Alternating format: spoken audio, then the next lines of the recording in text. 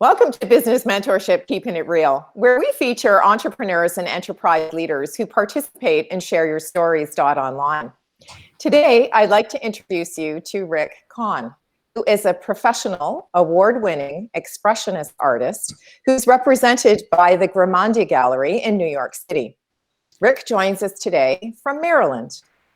And we're going to talk a little bit about inspiration as an artist and how that translates into wonderful pieces in the visual arts. Welcome. Thank you.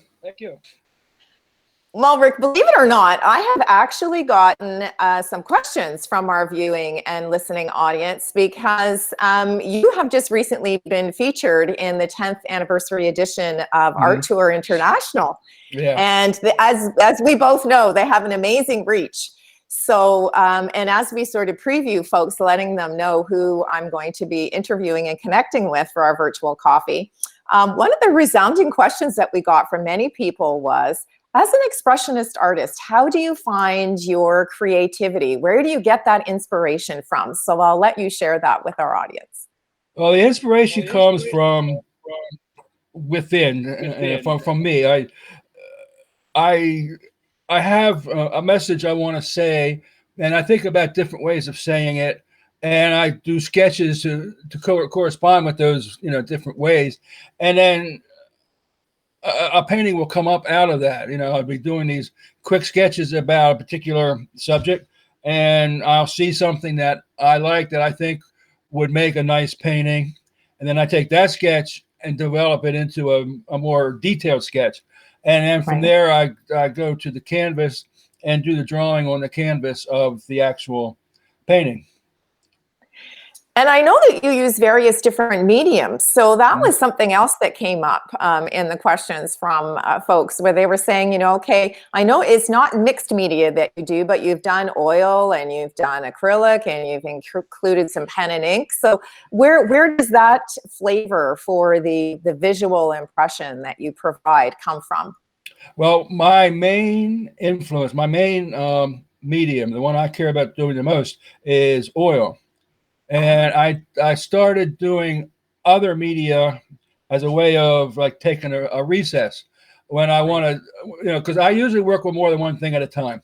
And I'm either working on more than one painting at a time, or I work on a painting and then do sketches, drawings and stuff. And just for fun, I would try doing different things. And I've always been inspired to try something I didn't know. That's how I started using gouache, because I didn't know what that was. Didn't even know how to pronounce it at first.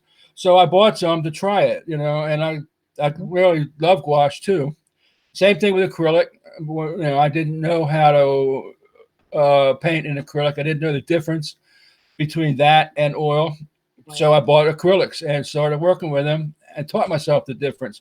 And the pen and ink stuff, I've been doing that since school.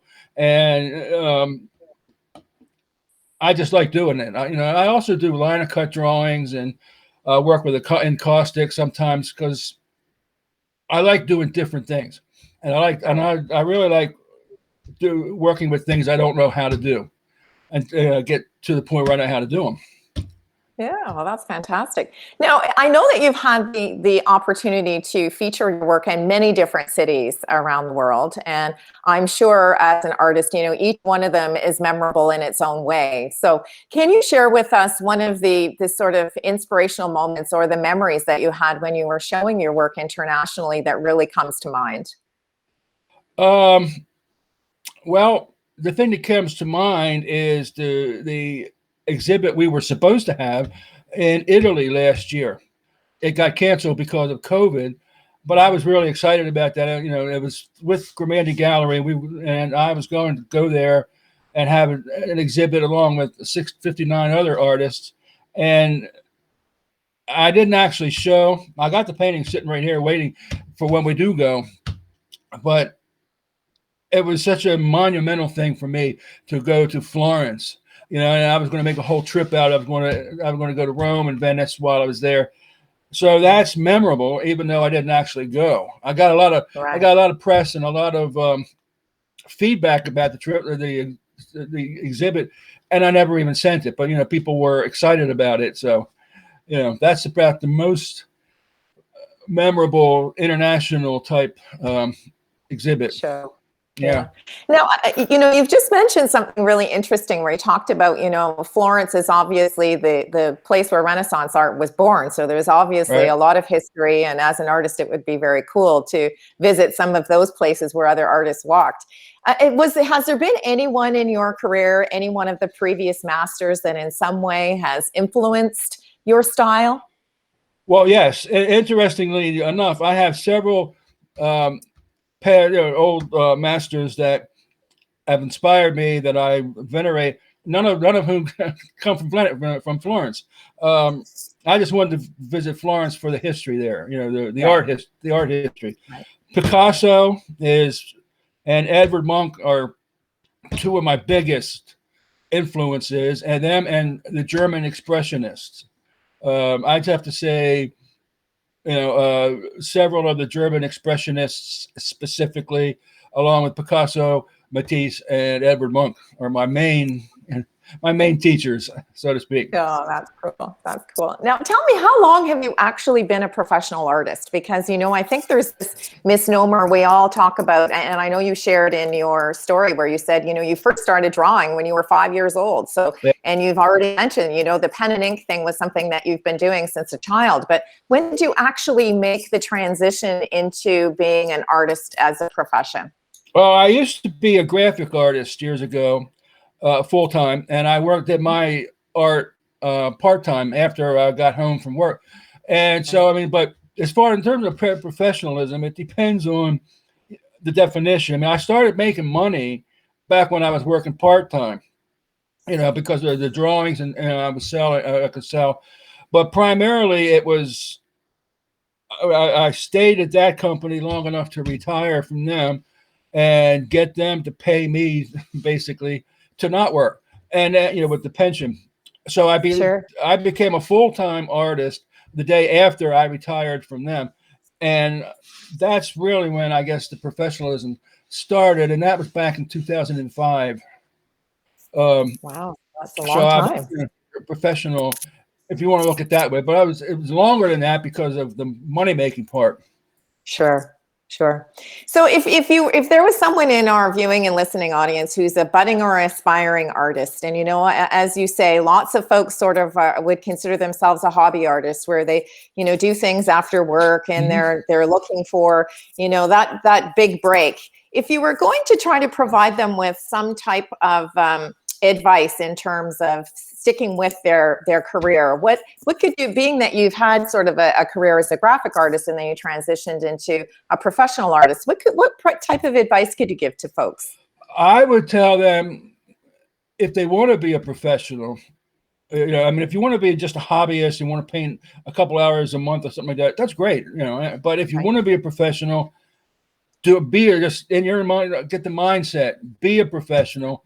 Do what it takes. It doesn't matter if you work at it 20 hours a day or 3. It starts in the head, the mind. You're a professional. You're going to seek out professional organizations, professional exhibits. And another thing I always tell people, and I know with the term professional, you need to think about money. I always say, don't think about money. The money's going to come. If you paint for money, you'll never make it, because you end up painting what other people want you to do, and then they probably won't buy it anyway. So you need to paint what you want, and to find a market for your work, you have to first find your place in that market. You make your art, be yourself, and make your art, and people will start to gravitate to that, especially if it's different than what they've seen, because they won't know what it is, and they start asking. And most people that I encounter don't understand what expressionism is, and so if they ask, I'll tell them, and I get a lot of a lot of negative type comments from some of my paintings because they're not realistic, but they're noticed. If they were realistic and in a show of realism, they just disappear in the wall with everything else. But when you're Right. looking at a show that I'm in and you see all these realist paintings, and then you see this one girl who happens to be purple, you're going to stand out. She's going to stand out. You're going to see it. Yeah. So I found where I belong, and I can thank the Expressionists for that, and I found my home, and this is what I do, and people are starting to recognize, even if they don't understand it, even if they don't like it, they recognize it. And that's the main thing for anybody. Just get yourself Right. in your place. Right. And I think that's really good advice because, as you say, the visual arts is very personal. So, what appeals to one person may not appeal to someone else. Now, one of the things that we do in our guest blog series is we ask folks to share 3 words of advice. And your 3 words of advice are truth, passion, and persistence. So I'll ask you to tell us a little bit about those 3 words and what they mean to you.